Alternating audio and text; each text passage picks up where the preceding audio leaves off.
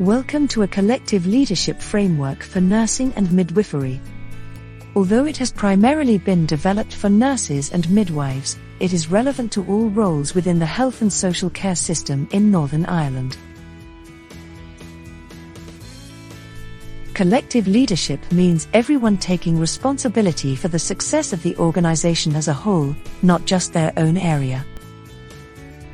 To ensure the best treatment, care and outcomes for our patients, we want this framework to build on the excellent examples of leadership already in our system, encourage everyone to be prepared to lead regardless of their position or the practice they work in, establish a consistent approach to leadership, for instance, common purpose, ownership of goals, engaging authentically, sharing, and learning, create the desired collective leadership culture, develop collective leadership capabilities at all levels, support staff to flourish, gain satisfaction, and take pride and joy in their work.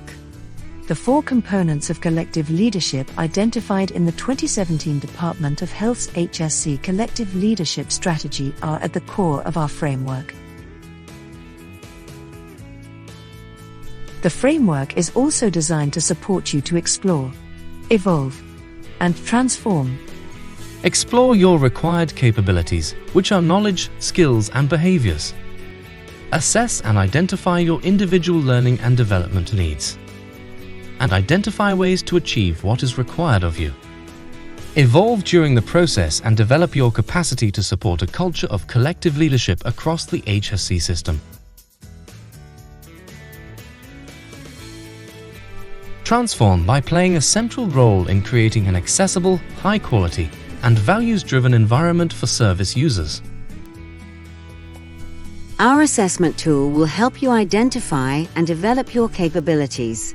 It promotes a flexible approach, no matter what practice area you find yourself in, and it should build on the capabilities you already have. Assessing your learning and development needs, you will need to work through each of the 4 collective leadership components with associated tools and capabilities relevant to your role. There is no particular order. Using the rating scale, you should assess yourself against all of the capabilities relative to your role for each of the 4 leadership components. You may want to ask a colleague or a line manager to help you decide. Gathering your results. Having assessed yourself, you are ready to look at where your learning and development needs are. Ask other people to help you gather a true picture of your learning and development needs. Select 2 or 3 areas to focus on at most at any one time. You may wish to take one enabler over a 4 to 6 week period and provide evidence for your learning as you acquire the capabilities you want to develop. Planning for your learning and development needs. Once you have decided what you need to learn and develop for each of your identified leadership capabilities, you need to plan how you are going to do that. There are many ways you can do this. A list of examples are outlined in the assessment tool. This will help to identify appropriate and effective learning and development activities, which will contribute to improving the delivery of person-centered care and patient outcomes.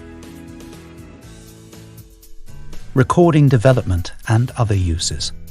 It may be necessary for you to maintain a portfolio of learning and development to demonstrate that you have developed the relevant capabilities, for example, for appraisal or revalidation requirements. This will include pieces of supporting evidence. Again, a list of examples are outlined in the assessment tool.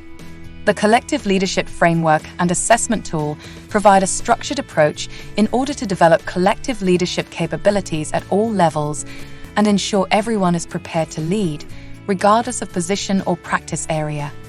However, we need to raise awareness of the framework across the HSC. In addition, realizing the ambition will require a change in behaviors and mindsets, as not everyone views themselves as having leadership opportunities or capabilities. Good leadership at all levels enables individuals and teams to perform at their best, makes people feel valued, provides better, safer, and more effective care for service users. We need employers and educational organizations to enable and support the implementation of the framework.